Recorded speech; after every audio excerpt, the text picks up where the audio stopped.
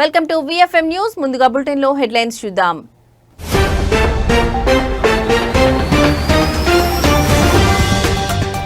బీహార్ ఎన్నికల షెడ్యూల్ రాకముందే హీటెక్కుతున్న రాజకీయాలు. కాంగ్రెస్ బీజేపీ పార్టీల మధ్య మాటల యుద్ధం.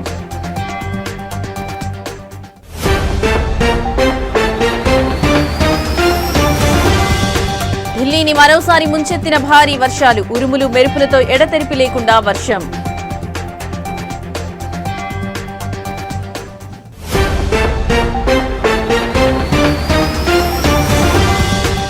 రుషికొండపై నిర్మించిన ప్యాలెస్ ను పరిశీలించిన పవన్. తీవ్ర ఆశ్చర్యం వ్యక్తం చేసిన డిప్యూటీ సీఎం.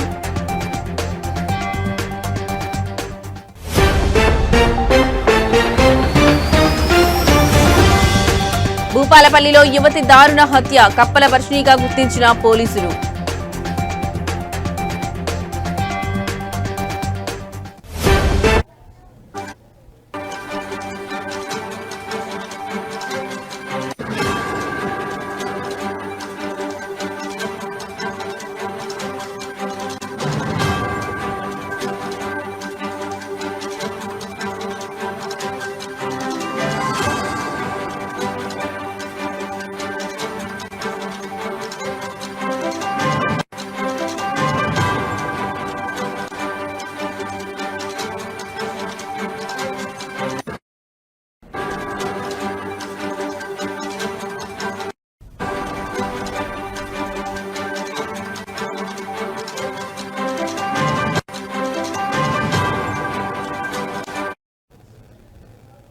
రైట్, ఇక బ్రేకింగ్ న్యూస్ చూస్తున్నాం. బీహార్ లో ఎన్నికల షెడ్యూల్ రాకముందే రాజకీయాలు హీటెక్కుతున్నాయి. కాంగ్రెస్ బీజేపీ మధ్య మాటల యుద్ధం సాగుతోంది. ఇక ఎన్నికల సంఘానికి వ్యతిరేకంగా కాంగ్రెస్ అగ్రనేత, లోక్సభ ప్రతిపక్ష నేత రాహుల్ గాంధీ బీహార్ ఓటర్ అధికార యాత్ర చేపట్టారు.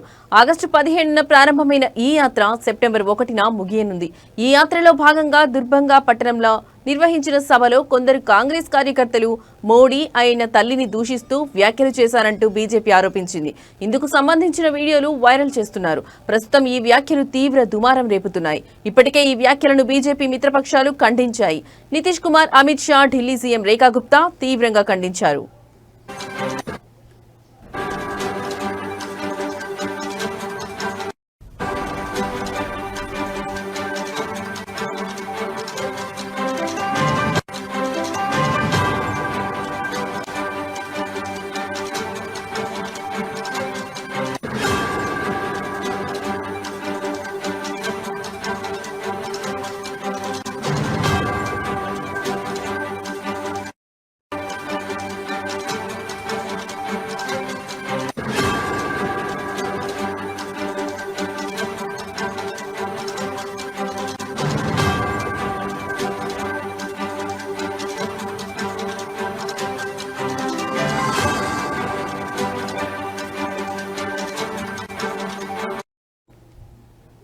తాజాగా పాట్నాలో బీజేపీ కార్యకర్తలు కాంగ్రెస్ కార్యాలయాన్ని ముట్టడించారు. ఈ సందర్భంగా ఇరు వర్గాలు కర్రలు, రాళ్లతో కొట్టుకుని బీభత్సం సృష్టించారు. తలలు పగిలేలా రెండు పార్టీల కార్యకర్తలు కొట్టుకున్నారు. దీంతో పరిస్థితి ఉద్రిక్తంగా మారింది. పోలీసులు జోక్యం చేసుకుని ఇరు వర్గాలను చెదరగొట్టారు. కాంగ్రెస్ కార్యాలయంపై బీజేపీ కార్యకర్తలు రాళ్లు విసిరి దాడి చేశారు.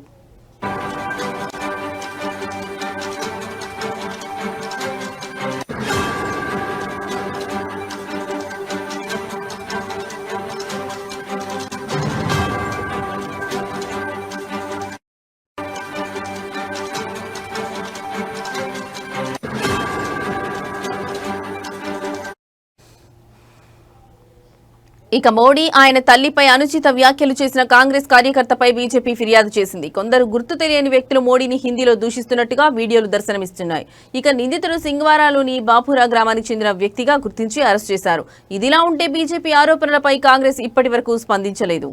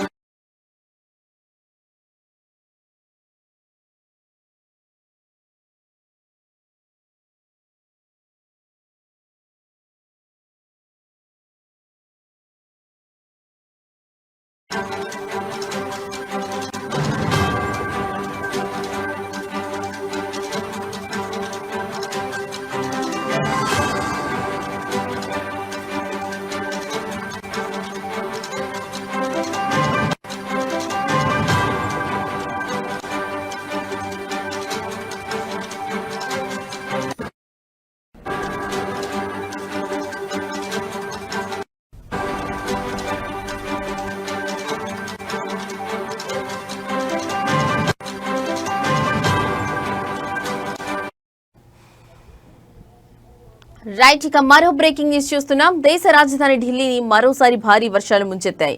శుక్రవారం ఉదయం నుంచి ఉరుములు మెరుపులతో ఎడతెరిపి లేకుండా వర్షం కురుస్తోంది. రహదారులన్నీ చెరువులను తలపిస్తున్నాయి. దీంతో వాహనదారులు తీవ్ర ఇబ్బందులు ఎదుర్కొన్నారు. ఇక భారీ వర్షాల కారణంగా ఉద్యోగస్తులంతా మెట్రో రైలుపైనే ఆధారపడ్డారు. అయితే భారీ వర్షాల కారణంగా పలు స్టేషన్లలో మెట్రో రైల్వే సర్వీసులకు అంతరాయం ఏర్పడింది.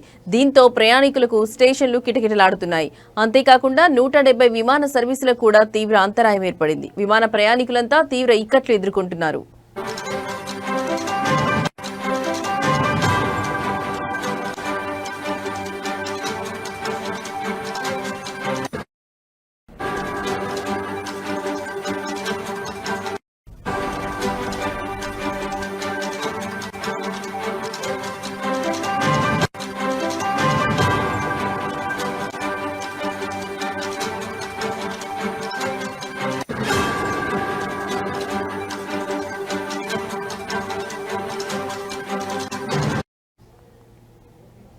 శుక్రవారం ఉదయం నుంచి భారీ వర్షం కురుస్తోంది. దీంతో స్కూల్కు వెళ్లేవారు, ఉద్యోగాలకు వెళ్లేవారు తీవ్ర ఇబ్బందులు పడుతున్నారు. కీలక మార్గాల్లో భారీ ట్రాఫిక్ జామ్ ఏర్పడింది. ఢిల్లీ ట్రాఫిక్ పోలీసులు తెలిపిన వివరాల ప్రకారం డిఎన్డి ఫ్లైవే, మధుర రోడ్, వికాస్ మార్గ్, ఐఎస్బీటీ, గీతా కాలనీ, రాజారాం కోహ్లీ మార్గ్లో అంతరాయం కలిగింది. బాదార్పూర్ నుంచి ఆశ్రమం వరకు వాహనాలు పెద్ద ఎత్తున క్యూలో ఉండడంతో కార్యాలయాలకు వెళ్లే ఉద్యోగులు, పాఠశాల బస్సులు నెమ్మదిగా కదిలాయి. కొన్ని ప్రాంతాల్లో వర్షం కారణంగా నీరు నిలిచిపోవడంతో ఈ అంతరాయం ఏర్పడిందని అధికారులు తెలిపారు.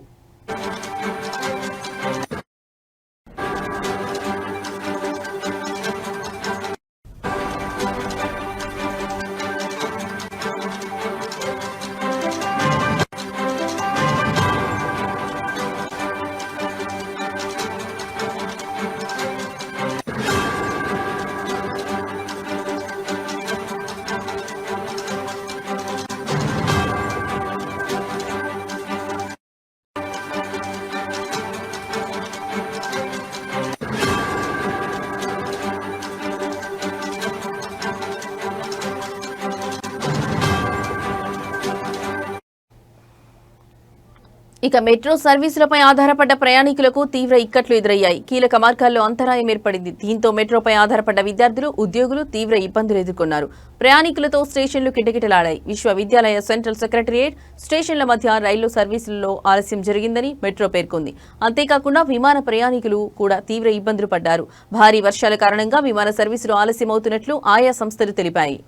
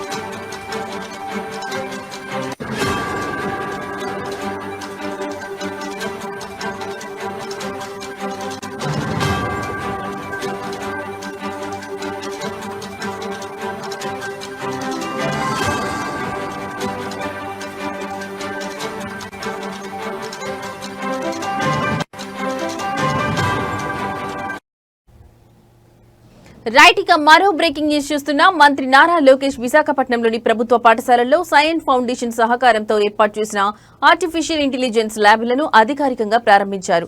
ఈ కార్యక్రమం ముఖ్య ఉద్దేశం పేద విద్యార్థులకు ఆధునిక సాంకేతిక విద్యను అందించడమే లక్ష్యంగా పనిచేస్తున్నారు. రాష్ట్ర ప్రభుత్వం ముఖ్యంగా ఐటీ శాఖ మరియు సైన్స్ ఫౌండేషన్ ఈ ప్రాజెక్టులో భాగస్వాములుగా ఉన్నాయి. సైన్స్ వ్యవస్థాపకుడు మరియు chairman doctor BVR Mohan Reddy ఈ కార్యక్రమానికి అధ్యక్షత వహించారు.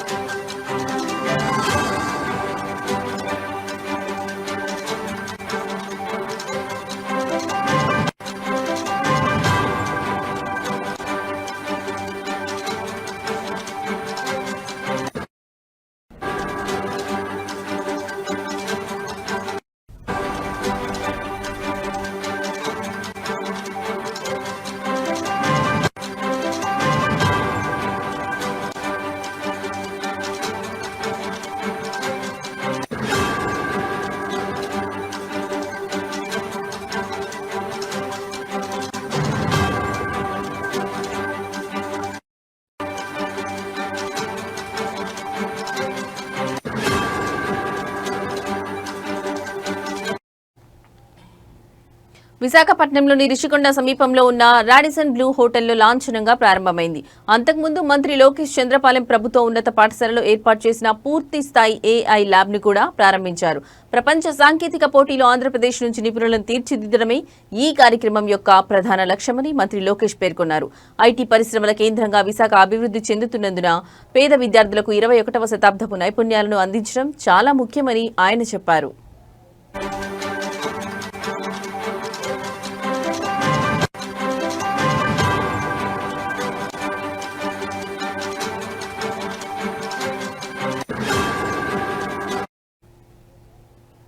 ప్రస్తుతం ఈ ప్రాజెక్టు విశాఖపట్నంలోని 50 పాఠశాలల్లో ప్రారంభమైంది. దీని ద్వారా 25,000 మంది విద్యార్థులు లబ్ధి పొందుతున్నారు. భవిష్యత్తులో ఈ కార్యక్రమాన్ని రాష్ట్ర వ్యాప్తంగా అన్ని ప్రభుత్వ పాఠశాలలకు విస్తరించాలని ప్రభుత్వం యోచిస్తోంది.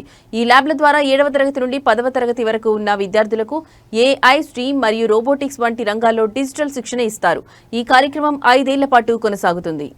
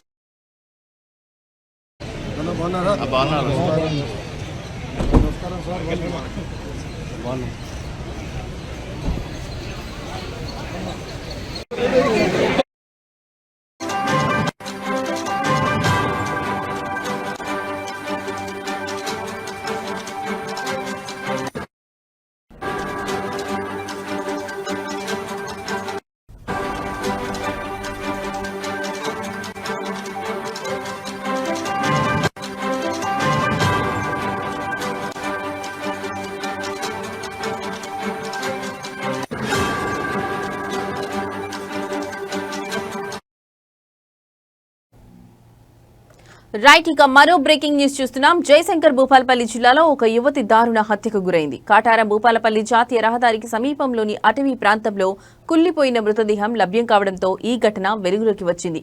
మృతురాలిని చిట్యాల మండలం ఒడితల గ్రామానికి చెందిన 22 ఏళ్ల కప్పల వర్షిణిగా గుర్తించారు. ఘటనా స్థలంలో లభించిన ఆధార్ కార్డు ఆధారంగా ఆమె గుర్తింపు సాధ్యమైంది. వర్షిణి కనిపించకుండా పోయిందని ఈ నెల 6న చిట్యాల పోలీస్ స్టేషన్లో మిస్సింగ్ కేసు నమోదైంది.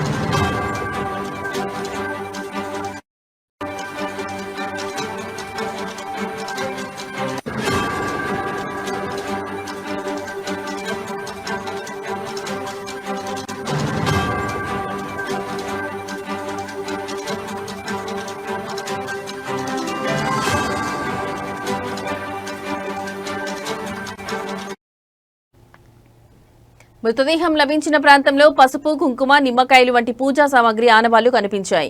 దీంతో ఇది క్షుద్ర పూజల కోసం చేసిన నరబలిగా పోలీసులు అనుమానిస్తున్నారు. ఈ ఘటనపై కేసు నమోదు చేసుకున్న కాటారం పోలీసులు దర్యాప్తు ప్రారంభించారు. అన్ని కోణాల్లోనూ విచారణ జరుపుతున్నట్లు తెలిపారు.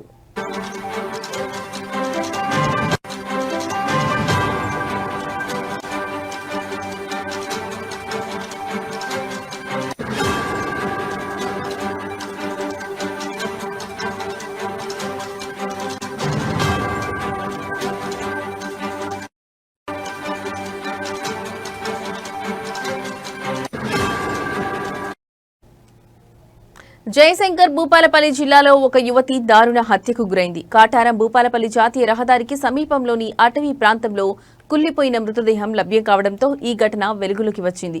మృతురాలిని చిట్యాల మండలం ఒడితల గ్రామానికి చెందిన 22 కప్పల వర్షినిగా గుర్తించారు.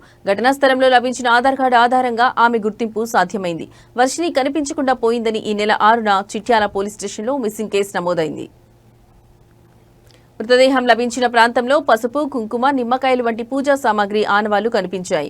దీంతో ఇది క్షుద్ర పూజల కోసం చేసిన నరబలిగా పోలీసులు అనుమానిస్తున్నారు. ఈ ఘటనపై కేసు నమోదు చేసుకున్న కాటారం పోలీసులు దర్యాప్తు ప్రారంభించారు. అన్ని కోణాల్లోనూ విచారణ జరుపుతున్నట్లు తెలిపారు.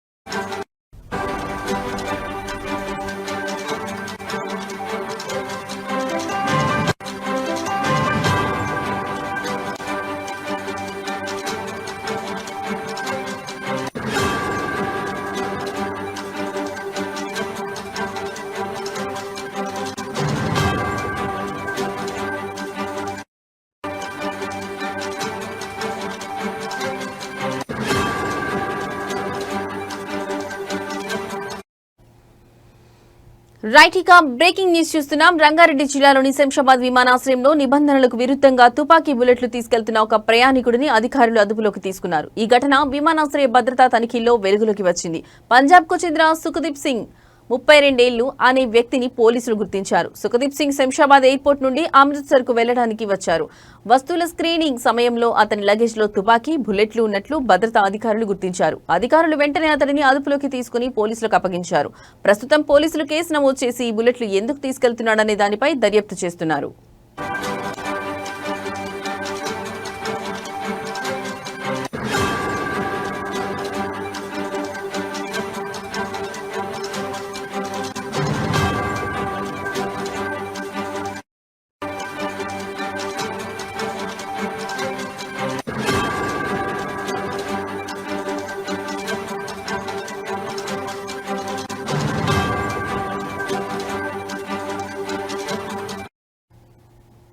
రంగారెడ్డి జిల్లాలోని శంషాబాద్ విమానాశ్రయంలో నిబంధనలకు విరుద్ధంగా తుపాకీ బుల్లెట్లు తీసుకెళ్తున్న ఒక ప్రయాణికుడిని అధికారులు అదుపులోకి తీసుకున్నారు. ఈ ఘటన విమానాశ్రయ భద్రతా తనిఖీల్లో వెలుగులోకి వచ్చింది. పంజాబ్ కు చెందిన సుఖ్దీప్ సింగ్ అనే వ్యక్తిని పోలీసులు గుర్తించారు. సుఖ్దీప్ సింగ్ శంషాబాద్ ఎయిర్పోర్ట్ నుండి అమృత్సర్ కి వెళ్లడానికి వచ్చారు. వస్తువుల స్క్రీనింగ్ సమయంలో అతని లగేజ్ లో తుపాకీ, బుల్లెట్లు ఉన్నట్లు భద్రతా అధికారులు గుర్తించారు. అధికారులు వెంటనే అతడిని అదుపులోకి తీసుకుని పోలీసులకు అప్పగించారు. ప్రస్తుతం పోలీసులు కేసు నమోదు చేసి ఈ బుల్లెట్లు ఎందుకు తీసుకెళ్తున్నాడనే దానిపై దర్యాప్తు చేస్తున్నారు.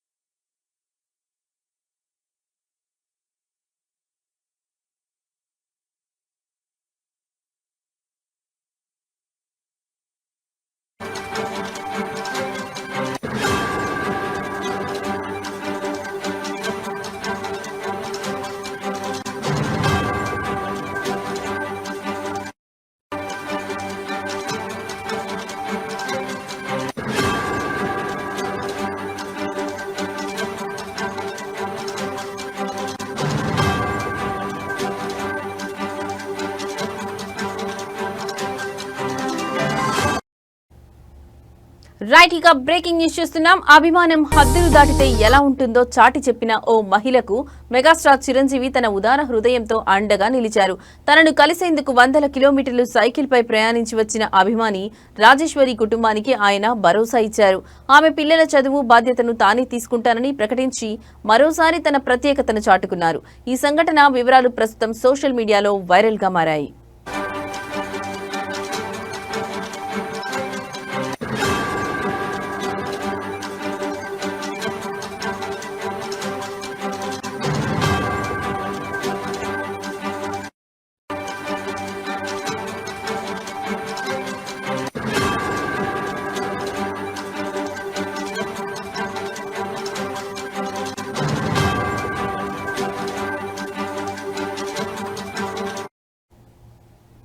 కర్నూలు జిల్లాకు చెందిన రాజేశ్వరి మెగాస్టార్ చిరంజీవికి వీరాభిమాని. తన అభిమాన నటుడిని కలవాలనే బలమైన ఆకాంక్షతో ఆమె కర్నూలు నుంచి హైదరాబాద్ వరకు సైకిల్ యాత్ర చేపట్టారు. గతంలో పవన్ కళ్యాణ్ కోసం ఆదూరి నుంచి అమరావతికి సైకిల్ పై వెళ్లిన రాజేశ్వరి ఈసారి చిరంజీవి కోసం ఈ సాహస యాత్రను పూర్తి చేశారు. ఆమె ప్రయాణంలో పలుచోట్ల మెగా అభిమానులు సంఘీభావం తెలిపారు. హైదరాబాద్ చేరుకున్న అనంతరం తన పిల్లలతో కలిసి ఆమె చిరంజీవిని కలిశారు.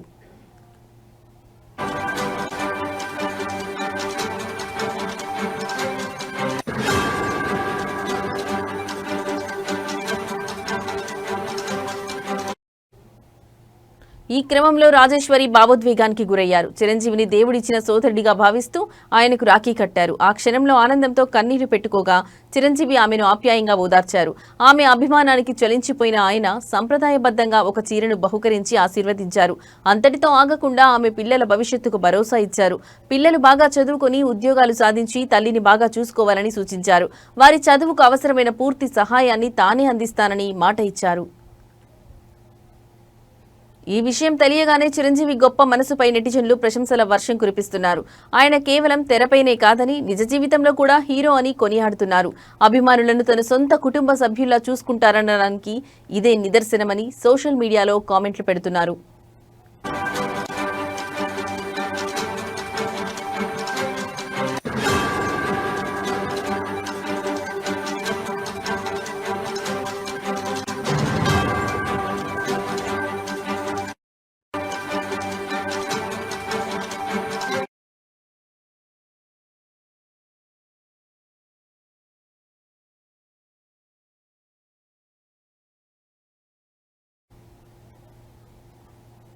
జనసేన అధినేత ఉప ముఖ్యమంత్రి పవన్ కళ్యాణ్ గత ప్రభుత్వ హయాంలో ఋషికొండపై నిర్మించిన ప్యాలెస్ ను పరిశీలించి తీవ్ర ఆశ్చర్యం వ్యక్తం చేశారు.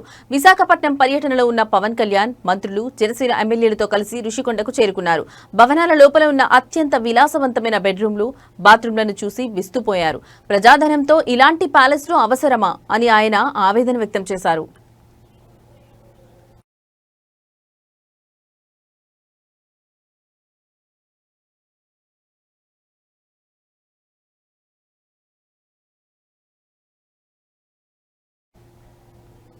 ఈ సందర్భంగా పర్యాటక శాఖ మంత్రి కందుల దుర్గేష్ ఋషికొండ ప్రస్తుత ఆర్థిక పరిస్థితిని పవన్ కళ్యాణ్ కు వివరించారు. గతంలో ఇక్కడ హరిత రిసార్ట్ ఉన్నప్పుడు ప్రభుత్వానికి ఏటా సుమారు 7 కోట్ల రూపాయల ఆదాయం వచ్చేదని తెలిపారు. కానీ ఇప్పుడు ఈ కొత్త భవనాల నిర్వహణకే దాదాపు ₹1 కోటి బిల్లులు బకాయి పడిన దుస్థితి నెలకొందని ఆయన ఆవేదన వ్యక్తం చేశారు. ఈ భవనాల నిర్మాణంపై ఇప్పటికే గ్రీన్ ట్రిబ్యునల్లో కేసు నడుస్తోందని అధికారులు పవన్ కు తెలిపారు. ఇప్పుడు కూటమి ప్రభుత్వంలో భాగస్వామిగా వాస్తవ పరిస్థితులను ప్రజల ముందు ఉంచేందుకు వచ్చానని తెలిపారు. పాడైపోతున్న భవనాలకు వెంటనే మరమ్మతులు చేపట్టాలని అధికారులను ఆదేశించారు.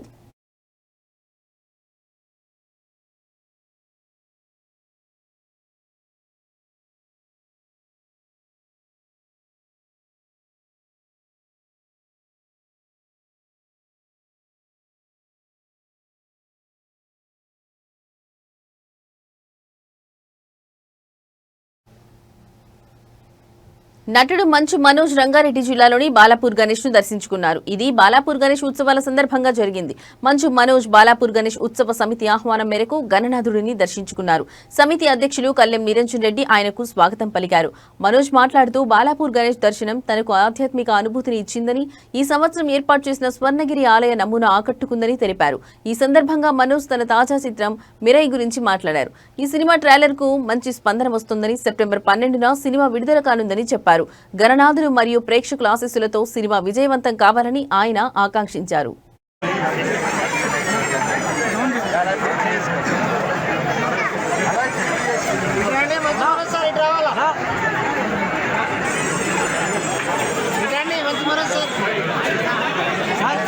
సార్ కొంచెం ఫోన్ డౌన్ చేయవా?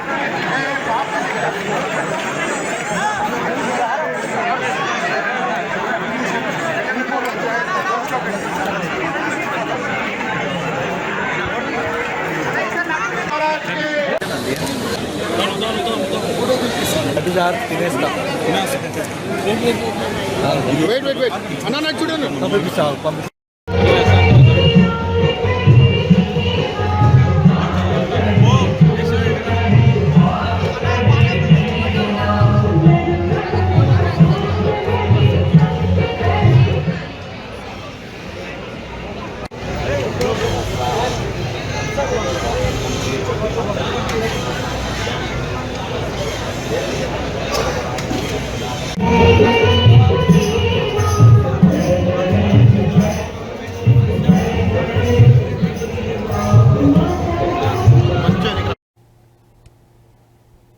ఇవి ఇప్పటి వరకు నా బులెటిన్ అప్డేట్స్. నమస్తే.